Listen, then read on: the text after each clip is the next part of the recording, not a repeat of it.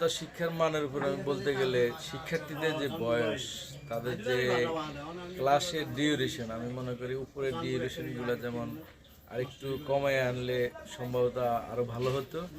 যখন আমরা পড়ছি তখন আমরা ইন্টারে 2 বছর, ডিগ্রিতে 2 বছর, তারপর মাস্টার্সে 2 বছর, এইভাবে আমাদের 6 বছরের মধ্যে দেখছে কমপ্লিট হয়ে যেত। এখন সেগুলোকে ডাবল করা হয়েছে। ডাবল করার মধ্যে যে লং টাইম করা হয়েছে, এই লং টাইমে আসলে অনেক শিক্ষার্থী ঝরে যায়, কারণ তার পারিবারিক অর্থনৈতিক দিক তাকালে একটা শিক্ষার্থী 4 বছর সে অনার্স করতে পারে না, তার অনেক অর্থের প্রয়োজন হয়। সেই ক্ষেত্রে আমি মনে করি এই সময়গুলো আর একটু কমিয়ে আনলে ভবিষ্যতের শিক্ষার্থী আর ঝরবে না, এবং শিক্ষার্থীর উপরে যে চিন্তা ভাবনা করে বর্তমান আমাদের দেশের সরকার বা রাষ্ট্র, যে চিন্তা করে যে সার্টিফিকেট পেলে এদেরকে কি করা হবে, এটা ঠিক না।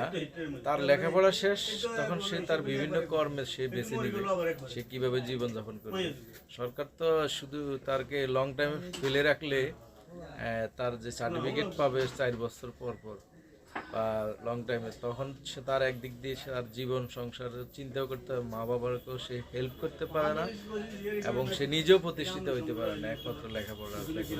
তো আমি মনে করি আসলে সুন্দরভাবে আরো চিন্তা করলে, আরো গুছিয়ে আনলে শিক্ষার্থীও ঝরে পড়বে না, এবং ভবিষ্যতে শিক্ষার্থীরা তাদের নিজের পায়ে দাঁড়ানোর জন্য কারিকুলামের উপরে ট্রেনিং নিতে, যুব উন্নয়নের ট্রেনিং নিতে, বিভিন্ন সময়টা সে ট্রেনিং নিয়ে নিজেকে প্রতিষ্ঠিত করতে পারতো, নিজে একটা উদ্যোক্তা হতে পারতো।